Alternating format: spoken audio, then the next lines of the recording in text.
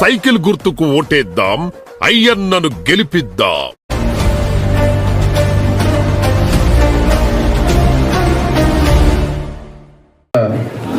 ఈరోజు ఈ కళకి దొరుకుతుందంటే ముఖ్య కారకులు సత్యాన్ గారు, నాగబాబు గారు, మన అందరు పెద్దలు అప్పారావు గారు అందరు కలిసి చాలా కృషి చేశారు. నాతో మాట్లాడారు. నాకే అభ్యంతరం లేదు, పార్టీ బలపడాలా, తెలుగుదేశం పార్టీకి గెలాలా, ఎవరు వచ్చినా సరే ఆహ్వానిస్తానని చెప్పడం జరిగింది. వాళ్ళు కృషి చేసి నాకు ఈ రోజుకి ఒక మంచి కార్యక్రమం ఏర్పాటు చేశారు. అంటే ఈ కార్యక్రమంలో నేను కోరేది ఏంటంటే, ఇక్కడ ఎంపీ పట్ల పాత నాయకులు ఉన్నారు, కొత్త వాళ్ళతో గొడవపడకండి. మీరు ఎలాగ వాళ్ళు గొడవపడుతున్నారు రోజు, వాళ్ళు కూడా చెడదాకండి. అంటే అందరినీ కలుపుకొని కుటుంబంగా వెళ్ళండి. పార్టీ అధికారంలో ఉంటే మీకు అధికారులు ఉంటారు, నేను అధికారంలో ఉంటాను. నేను అధికారం లేకపోయినా పార్టీ అధికారం లేకపోయినా మీరు అయితే రోడ్డు మీద తిరగాలి. మీరు అది గుర్తుంచుకోండి. మంచి ములాడుకోవడం కాదు, పార్టీకి గెలాలి. చంద్రబాబు నాయుడు గెలిస్తే కదా మనందరికీ నీడ ఉంటుంది. ఆ నీడలో కార్యక్రమం చేసుకోవచ్చు మనం. అది ఉండాలి దృక్పథం. కార్యకర్త అంటే ఆ దృక్పథం ఉండాలి. దత్తులు గారికి నాకు ఎప్పుడైనా గొడవలు ఉన్నాయా? నాకు ఏం గొడవలు లేవు. నేను ఎక్కడికి పోయినా ఆయన బాగున్నాను అని నేను ఎక్కడికి పోయినా పార్టీ వేరేనే కనపడలేదు. బాగున్నా ఆయనకోండి, బాగున్నా వాళ్ళు అసలు ఆయన వారు పార్టీలు వేరు అంతే. మాకే శత్రుత్వం ఉంది. కానీ నేను ఉంటుండగా కలుసుకోలేకపోయాం పార్టీలో. అతనికి కూడా చాలా అవమానాలు జరిగాయి. ఆ విషయం కూడా ఆ పార్టీలో అవమానం చేశారు, చాలా మంది చేశారు, అనే విషయం తెలుసు. కానీ ఇన్నాళ్ళకి అందరం కలిసాం. కాకపోతే నా బాధ ఏంటంటే, దానికి ఎంపీ పట్ల మన పాత నాయకులు సమానం చెప్తారు, మండల నాయకులు రమణ వీళ్ళు సమానం చెప్తారు, తెలియదు కానీ అప్పారు చెప్తారు. కానీ ఎంపీ పట్టణానికి ఏమైనా ద్రోహం చేశానా చెప్పడమ్మా? కాదమ్మా, మీ ఊరికి అన్నీ చేసింది నేను కదా. మరి నాకు ఎందుకు ఓట్లు పట్టలేదు? ఎక్కడ లోపం, నాలో లోపం ఉందా, మీలో లోపం ఉందా? ఏం చేయలేదు. బ్రిడ్జీలు కట్టలేదా? సిమెంట్ రోడ్లు వేయలేదా? ఆ రిజర్వేర్ కట్టలేదా? శ్మశానం కట్టలేదా? ఇల్లు ఇవ్వలేదా? లేవర్స్ కాలనీ ఇవ్వలేదా? ఇన్ని చేసిన తర్వాత నాకు ఎందుకు ఓటు పట్టలేదు? ఎక్కడో లోపం ఉంది. నాయకత్వ లోపమే, ప్రజల లోపం కాదు. ఎంబీపట్నం ప్రజలు ఎప్పుడు వెళ్ళినా వేలాది మంది వస్తారు చూడాలి నన్ను. కోట్లు మాత్రం బొక్కడం. ఎక్కడ లోపం ఏంటి? ఆ లోపాన్ని ఇప్పుడు ఆలోచించారా?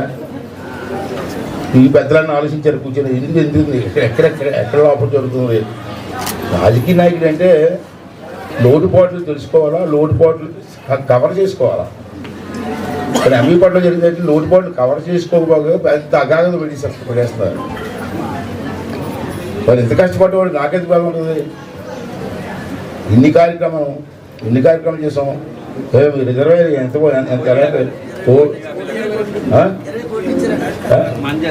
మీ ఊరికి కాదే రిజర్వేర్ 1,60,00,000 ఇచ్చారు రిజర్వేర్కి.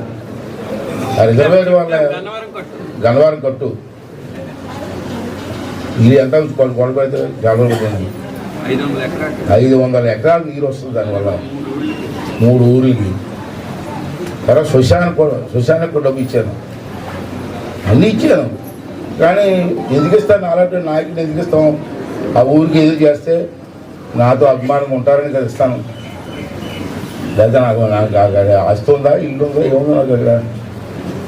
మరి అది లేకపోతే నాకు నా మనసు ఎంత బాధపడుతుంది అంటే మేము అనుకున్నాం. మరి మన వాళ్ళతో మాట్లాడి నాకు అర్థం లేదు, ఎవరితో నాకు విరోధం ఉంటుందండి. నాకు పార్టీకి వెళ్ళాలా, చంద్రబాబు నాయుడుకి వెళ్ళాలనుకుంటాను అంతే. నేను మీతో నాకు గొడవ ఉందా? భూమితో గురించి గొడవ ఉందా? ఇళ్ళతో గురించి గొడవ ఉందా? నాకు మీకును ఏ గొడవ ఉంది? ఏమీ లేదు.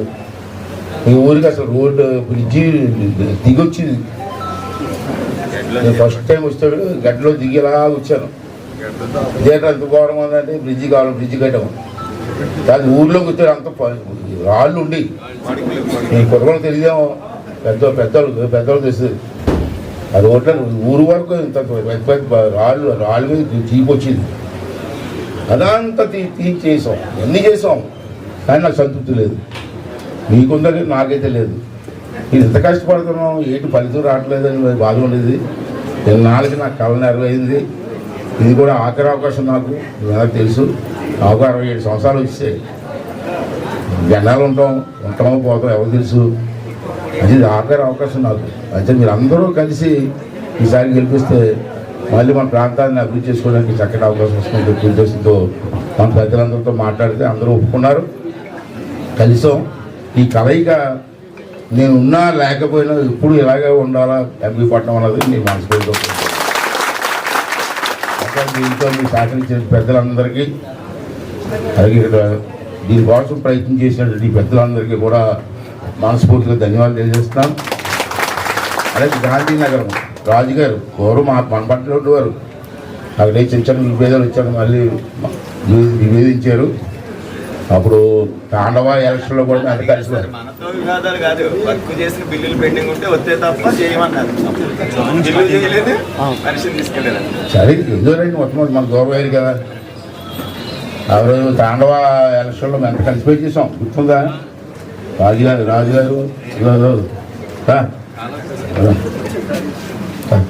ఎంత కలిసిపోయి చేసిన వాళ్ళే. మధ్యలో వర్కుల కోసం ఏదో అయింది, కొత్తగా జరిగింది, దూరం అయ్యాం. మళ్ళీ పాత కుటుంబం అంతా కలిసాం. అందరం కూడా నేను కోరుకున్నది ఒకటే, నేను బ్రతికున్నంత కాలం కూడా మనందరం కూడా ఒకే కుటుంబంగా ఉందాం. దాంట్లో నేను కూడా మీకు ఎప్పుడు వచ్చినా అందరూ తెలుసు, మా ఇంటికి ఎప్పుడు వచ్చినా కాదేమల్లి కాదు. నేను లేక మా ఆవిడ ఉంటుంది, మా ఆవిడ నేను లేక మా అబ్బాయి ఉంటాడు, మా అబ్బాయి లేక చిన్న అబ్బాయి ఉంటాడు. అందరం ఉంటాం సేవ చేసుకోవడానికి. అంటే మీరందరూ కూడా పూర్వం ఒక కుటుంబంలో ప్రయత్నం చేద్దాం. మీరందరూ కూడా మంచి మనసుతో వచ్చినందుకు ప్రతి ఒక్కరికి పేరు. అది నాతవరం ఎంపీ పట్టణం గ్రామం. ఈరోజు